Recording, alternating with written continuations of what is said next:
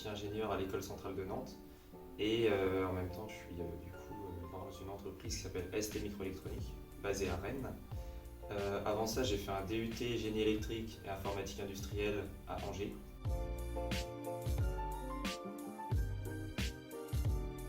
Du coup, moi je travaille chez ST Microélectronique.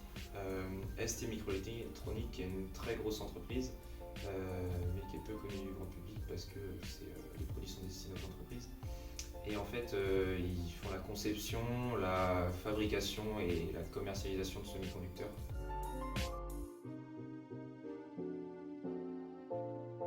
Je prépare un métier d'ingénieur support application embarqué.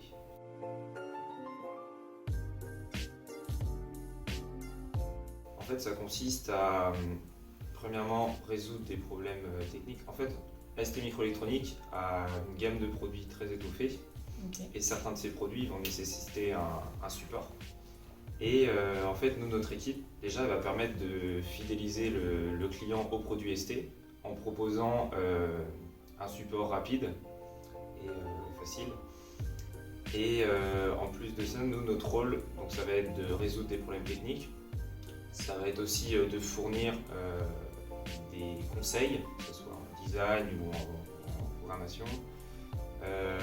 Également, ça va être de promouvoir nos produits, donc que ce soit chez des clients, soit sur des salons, de fournir de formations aussi, que ce soit en interne. Et également, ça va être de montrer, par exemple, des applications types en faisant des démonstrations de ce qu'on peut faire avec nos produits.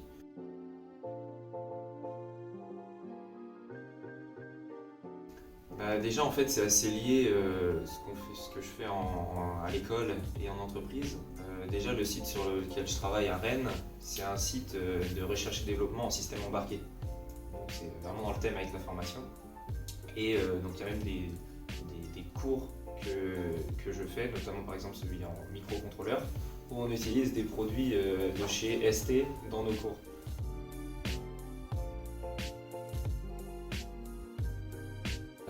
Au niveau des plateformes et outils, c'est assez basique. Tous les sites qu'on peut trouver sur internet qui proposent des offres d'emploi, Indeed, LinkedIn, Monster aussi je crois. Bref, ce qu'on peut trouver pour des offres d'emploi. Après, aussi voir avec les offres proposées par les écoles qui peuvent aider.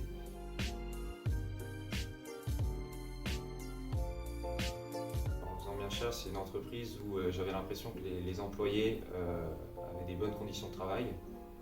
Et également parce que c'est une entreprise qui fonctionne bien, qui a une bonne santé financière et qui a une expertise technique assez poussée.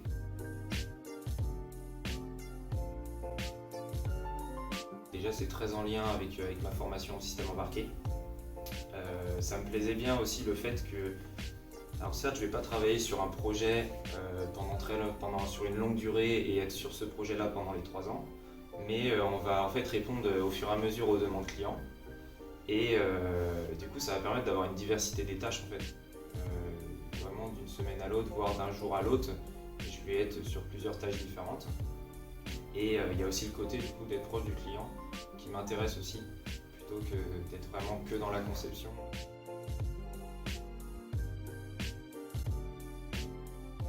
Déjà l'anglais, parce que je savais que l'anglais c'était vachement important pour ce poste-là, parce que c'est des clients qui viennent du monde entier, c'est à l'international. Même en interne, c'est une boîte qui est franco-italienne, donc en fait on collabore avec des Italiens et des gens aussi un peu partout dans le monde. Donc en fait les échanges se font vachement en anglais, que ce soit au niveau des mails, au niveau des téléphones. Donc c'est vrai que je suis parti à l'étranger, j'ai fait un Erasmus en Roumanie pendant 5 mois. Et même au moment où j'ai cherché mon entreprise, j'étais là-bas. Donc ça m'a permis aussi de mettre en avant le fait que ça fait 5 mois que je parle anglais tous les jours. Ensuite, d'autres compétences, j'étais dans le bureau des sports de l'IUT d'Angers. J'ai parlé d'organisation d'événements, du fait de recherche de partenariats. Donc ça m'a permis de mettre en avant des compétences comme le travail d'équipe, la communication, l'adaptabilité, prise d'initiative, sinon aussi des projets personnels qui ont été faits qui peuvent mettre en avant les compétences techniques.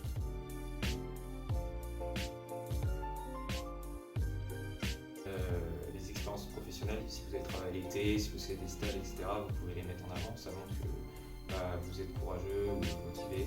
Je pense que c'est important aussi de mettre les choses les plus importantes sur un CV en rouge parce que, surtout dans des grosses entreprises, les recruteurs ils vont passer quelques secondes sur votre CV, donc je pense que c'est important de montrer vraiment directement les points les plus importants. Si vous avez travaillé dans des associations ou des expériences personnelles qui peuvent démontrer des compétences, c'est toujours bon à prendre.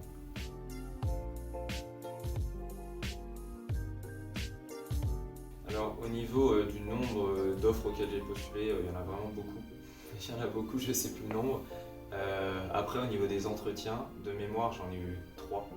Donc il y en a eu un qui était pour une banque où j'avais eu après une offre d'emploi, enfin d'apprentissage, mais c'était pas ce qui m'intéressait le plus. Donc je la gardais au cas où, mais je continue à chercher de mon côté. J'ai eu aussi un entretien pour aller chez Orange, que j'avais pas assez préparé, donc ça n'a pas marché. Et du coup j'ai eu après l'entretien pour ST Microélectronique qui s'est très bien passé, du coup c'est là où je travaille maintenant aujourd'hui.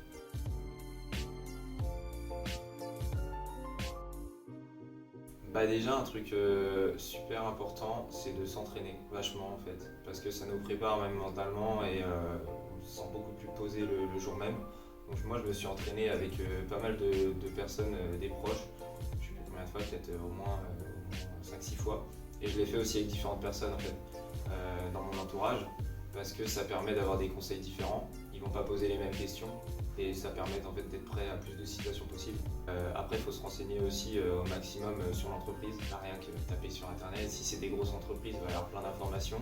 J'avais cherché le Sustainability Report et qui permet de voir en fait les performances sociales, économiques et environnementales d'une entreprise, qui est publié tous les ans. Et en fait ça permet vraiment de mieux comprendre les stratégies, les valeurs et en fait l'entreprise. J'étais préparé aussi en regardant plein de vidéos sur YouTube qui donnent des super conseils pour se préparer à des entretiens d'embauche. Si vous avez une idée en fait des personnes qui sont susceptibles d'être à l'entretien d'embauche, peut-être aller essayer de vous renseigner peut-être sur LinkedIn ou autre sur les personnes que vous pouvez avoir en face, et ça peut vous aider à mieux vous préparer pour l'entretien.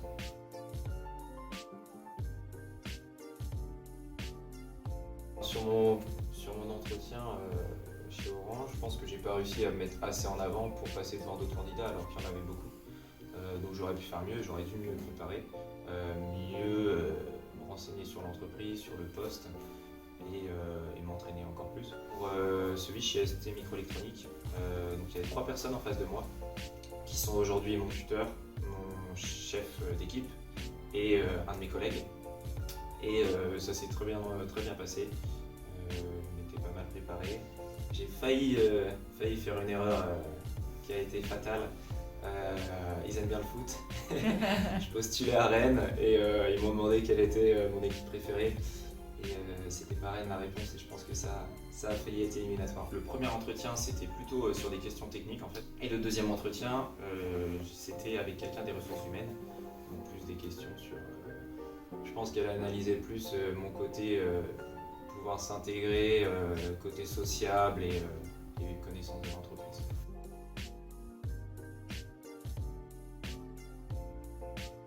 Moi pour ma part du coup j'ai trouvé mon entreprise vers mi-juin, 10-15 juin, mais il n'y a pas de souci, il y en a d'autres dans ma classe qui l'ont trouvé bien plus tard, jusqu'à quelques semaines avant le début avant la rentrée.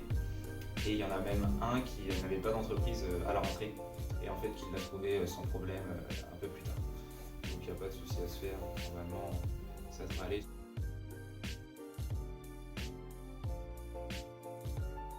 Je dirais déjà de se préparer au maximum avant les entretiens, de se renseigner sur l'entreprise et puis comme je l'ai dit de se faire aider par ses proches qui peuvent donner des conseils ou des connaissances.